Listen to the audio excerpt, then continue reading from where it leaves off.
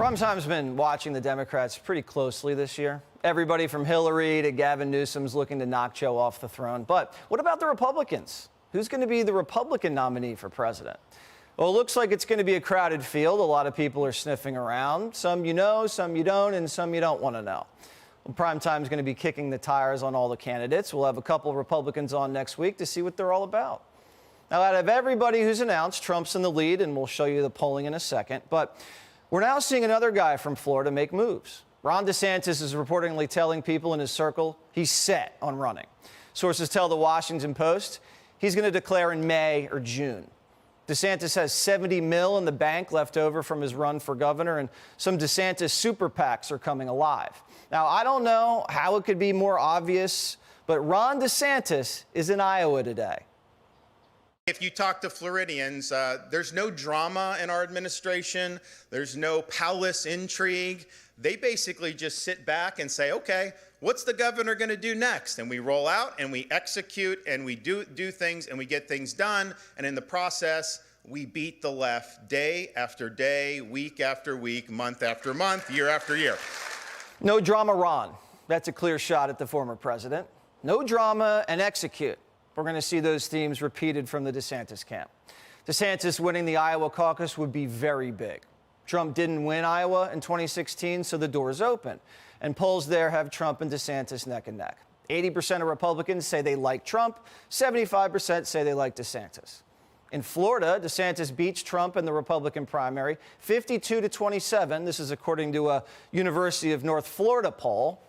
I don't know. But when you zoom out nationwide, Trump's beating DeSantis 43-28, solid margin.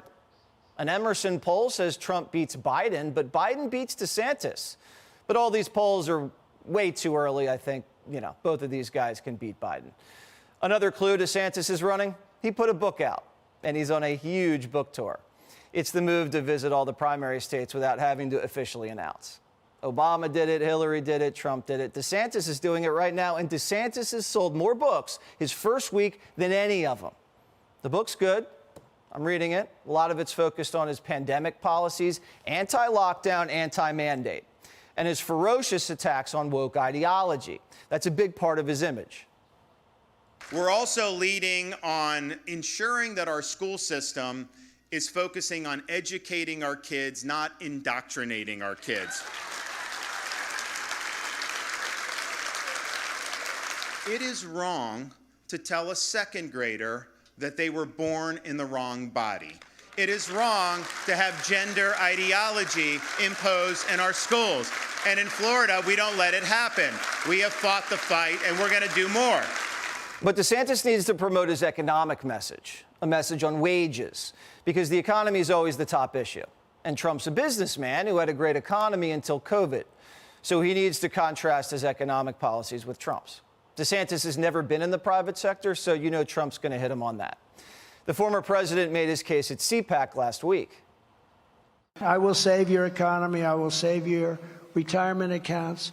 And I will save your jobs. We had the greatest job history of any president ever. I will create a true national trade policy like the kind that made America the world's economic powerhouse. And I will stop Joe Biden's demolition of our economy with his crushing inflation and mass layoffs. We will take care of inflation very, very quickly. So we saw Trump at CPAC. DeSantis didn't go. And we also saw Trump in East Palestine, which made a big impression on a lot of people. And the former president's also going to be in Iowa. He's going to be there on Monday talking about education, which is kind of DeSantis's wheelhouse. Interesting. There's also already been buzz about Donald's VP shortlist. All women. Carrie Lake. She's a big personality who's already told DeSantis, wait, your turn, Ron. And Nikki Haley, another option. She's running for president and is also in Iowa today. Kristi Noem, also on the list, the governor of South Dakota, an attractive candidate. And Sarah Huckabee Sanders, a good friend of this show, who's now governor of Arkansas. And Trump's already workshopping some nicknames for DeSantis. None of them have really stuck yet. Ron DeSanctimonious, Ron Dishonest, Ron D'Establishment, Tiny D, and Meatball Ron, which was just a rumor. Trump says he's not considering Meatball Ron. DeSantis is doing something that nobody has ever been able to do before, though. He's staying disciplined and not taking Trump's bait.